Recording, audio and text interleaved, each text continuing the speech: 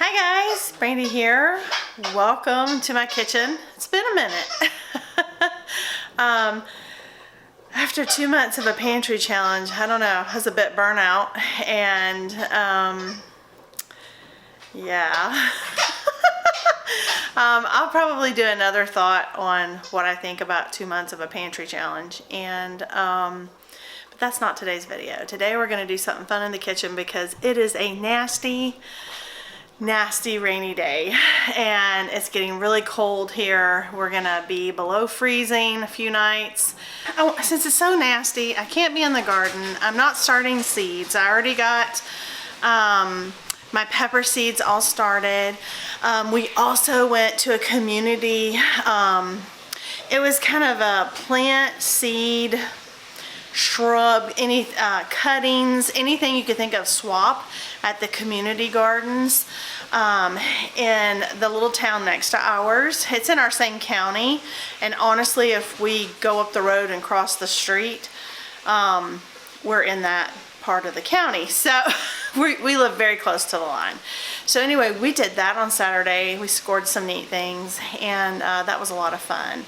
And but I don't know, I was feeling a little inspired since it's really cold and yucky. I've got chicken soup on the stove for dinner tonight.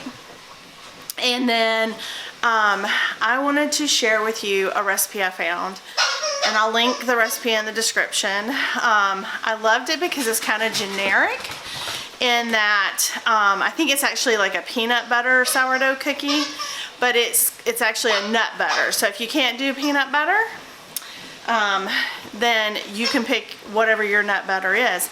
And the only flour that you use in it is your sourdough starter. It doesn't have any other flour. So I'm not real sure how this is going to turn out, but I want to give it a try. So I thought, why not bring you along? I thought you might find this one interesting, especially a lot of you who have sourdough. And this one doesn't take a lot, so this could be a discard that you might want to give it a try too.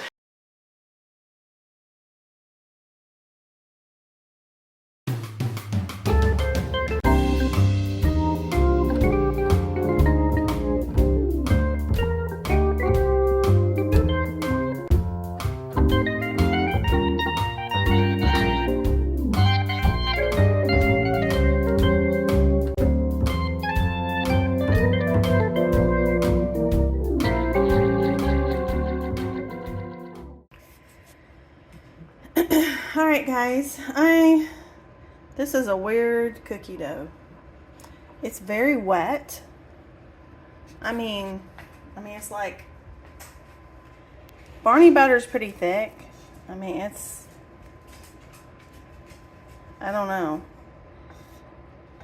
I am contemplating whether I should put a little flour in here to see, because that doesn't form a cookie. It just, you couldn't even roll that. I don't know. What should I do? I think I'm gonna put I'm gonna put some flour. I think I'll try 1/3 of a cup and see what the consistency looks like. It's either that or I could put some shredded coconut in it.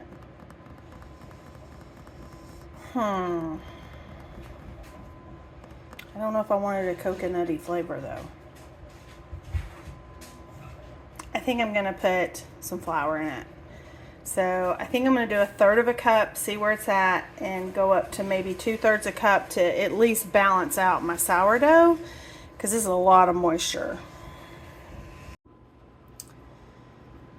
Okay guys, so I put in 2/3 of a cup of freshly milled Kamut, and it's still kind of sticky, but it's a little bit better. And I think what I'm going to do is I'm just going to put in some Lily's, I have some Lily's chocolate chips that I want to use up. So, you know, the whole chocolate nut butter, you remember those old commercials? So I figured that can't go wrong. So I'm going to put that in there, and I feel like that might help it hold on to something. And then I'm just going to use my cookie scoop here to scoop them out onto my pan. I do have one of the mats, one of these non-stick mats. I can put this in the description. This is a USA baking pan, and this is an M&M mat, and nothing sticks to these things. They're great. It's a silicone mat. So I'm going to use that instead of parchment. And let's see how these bake. If they really do bake in 10 to 12 minutes, maybe so. I don't know. It did say you had to let them sit on the pan for a good 5 minutes before you put them on a cooling rack. So that's what we're going to do.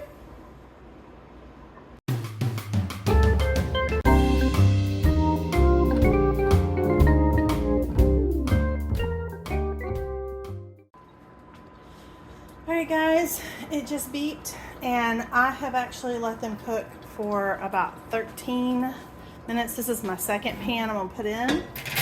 So this is what they look like, you know, when they went in.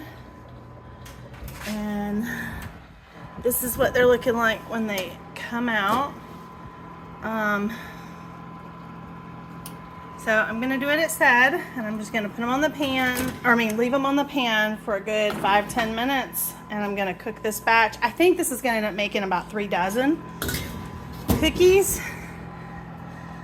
And yeah, I think these look promising. You happy, Odie? Did you have a good dinner? Yes? I love when he turns upside down and smiles at me. That's like the best.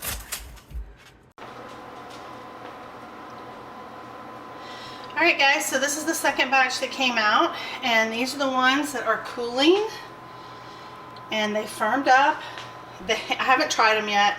They look delicious. They were a little shy of making 3 dozen. I think I was like 3 shy, and I think it's because some of these first ones I had a heaping scoop, and I probably would have done, if I would have had a more measured, like this one's pretty big, if I would have had a more measured scoop, then I would have easily gotten 3 dozen out of this recipe. So let's do a taste test. Alright guys, so we're going to do a taste test.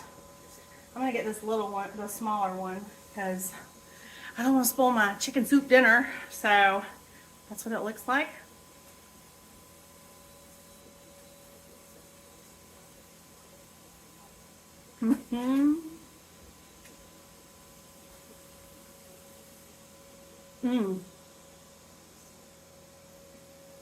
Now you're going to need a glass of milk with this. Oh my gosh. That is delicious. Oh my gosh. This may be my new favorite cookie. So good. Alright, so what I'll do is I'm just going to put the recipe that I ended up making up as I was going along. And I'll put that in the description. And I will put the original link to the one. It had several different recipes for nut butter cookies. And I noticed, I went back and looked, and none of them used, outside of the sourdough starter, none of them used flour.